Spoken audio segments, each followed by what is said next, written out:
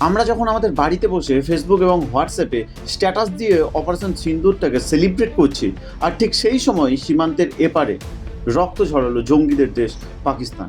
কাশ্মীর বর্ডারের কাছেই উপস্থিত পুঞ্জ নামক এই শহরে পাকিস্তানের গোলাবর্ষণে মৃত্যু হয়েছে আমাদের দেশের 12 নিরীহ মানুষের। আসলে কি বলুন তো, কুকুরের লেজ না কোনোদিনও সোজা হবে না। পাকিস্তান সেটির জলযান্ত্র প্রমাণ।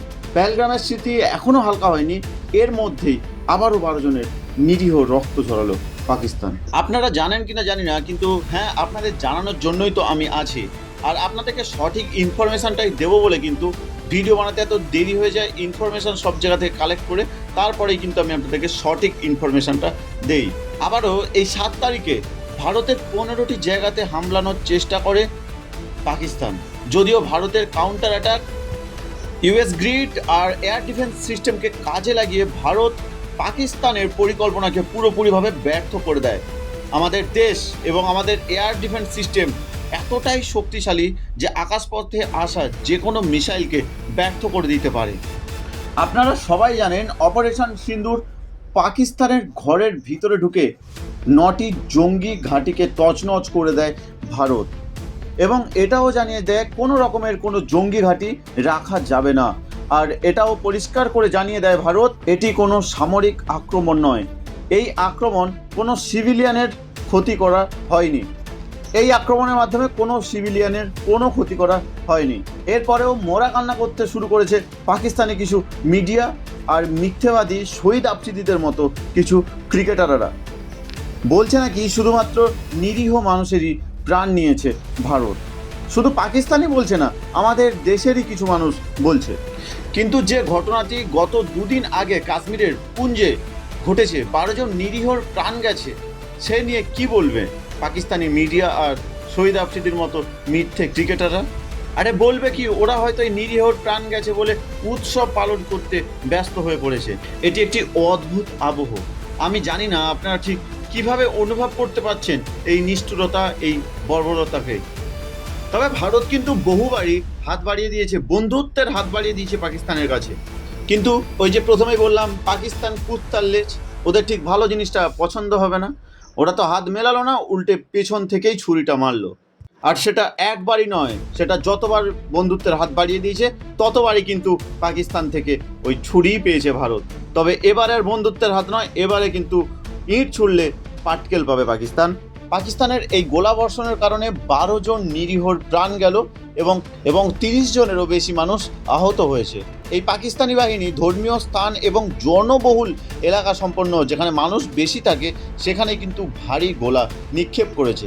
এখানকার মানুষ নিজেরা নিজেদের জীবন বাঁচাবে বলে নিজেদের ভিটে মাটি ছেড়ে অন্য কোথাও স্থান নিয়েছে, যাতে তারা একটু বেঁচে থাকতে পারে। আর ওখানে থাকলে রাতে হয়তো ঠিকঠাক ঘুমোতে পারবে না, ঘুমিয়ে আছে, হয়তো বোম পড়বে, মারা যাবে। একবার চিন্তা করে দেখছেন কি ঘটনা ঘটছে। আর এই যে 12 জন নিরীহের প্রাণ গেছে, এর মধ্যে কিন্তু আমাদের একটি ভারতীয় সেনাও ছিল। আপনাদেরকে এই পুঞ্চ নামক যে জায়গাটা আছে, এই পুঞ্চ নামক জায়গাটার সম্বন্ধে একটুকু ধারণা দিই। তার সীমান্তের একদম কাছেই অবস্থিত। পাকিস্তান ওদিকে, উল্টো দিকে পুঞ্চ, মাঝখানে শুধু বয়ে যাচ্ছে একটি নদী। এখানকার মানুষের জনজীবন এইভাবে অনিশ্চয়তার মধ্যেই কাটে, যে আজ রাতে ঘুমাবো, হয়তো কাল রাতে আমরা নাও উঠতে পারি, পাকিস্তানের গোলাবর্ষণে হয়তো আমাদের মৃত্যু হয়ে যেতে পারে। आज एक बहुत ही दुखद घटना सुनने में आई और नापाक पाकिस्तान ने बौखलाहट में कायरतापूर्ण से जो उसने गुरु घर पे अटैक किया, वो बहुत निंदनीय है। उसकी जितनी पुरजोर निंदा की जाए वो थोड़ी है। उसमें हमारे इराकी साहिबान 3 सिख भाई शहीद हुए हैं और उस स्थान पे उसने अटैक किया है जो सांझी वार्ता का स्थान है, जहाँ से ये संदेश आता है, अव्वल अल्लाह नूर उपाया, कुदरत के सब बंदे, एक नूर ते सब जग उपजिया, कौन पले को मंदे, मानस की जात सबे एक पहचान हो। उसने बहुत ही कायरतापूर्ण हमला किया है।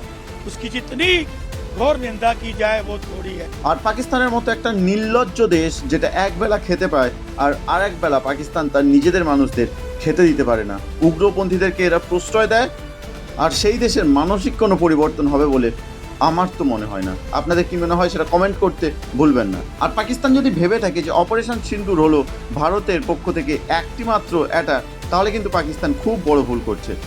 কিন্তু আমাদের দেশ এবং আমরা কোনোভাবেই যুদ্ধ চাই না। আর আমরা কিন্তু সুভাষচন্দ্র বসুর দেশ। আমরা এক গালে চড় খেলে দুটো গালে চড় ছটিয়ে মারতে পারি।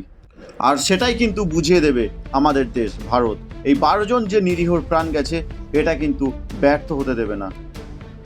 তোমরা আমাদের 12 জনকে মারবে, আমরা তোমাদের 112 জনকে মারবো। আর তাড়াহুড়োর চক্করে আমি আপনাদের মধ্যে কোনোভাবে ভুল ইনফরমেশান দিতে চাই না। তো ভিডিও আসতে একটু দেরি হতে পারে, ইনফরমেশান চারিদিক থেকে কালেক্ট করে তারপর কিন্তু আমি আপনাদের মধ্যে তুলে ধরবো। তো আজকের মতো ভিডিও এতটুকুই। জয় হিন্দ, বন্দে মাতারাম। সবাইকে ভালো থাকবেন, সুস্থ থাকবেন। আবারও দেখা হবে পরের ভিডিওতে।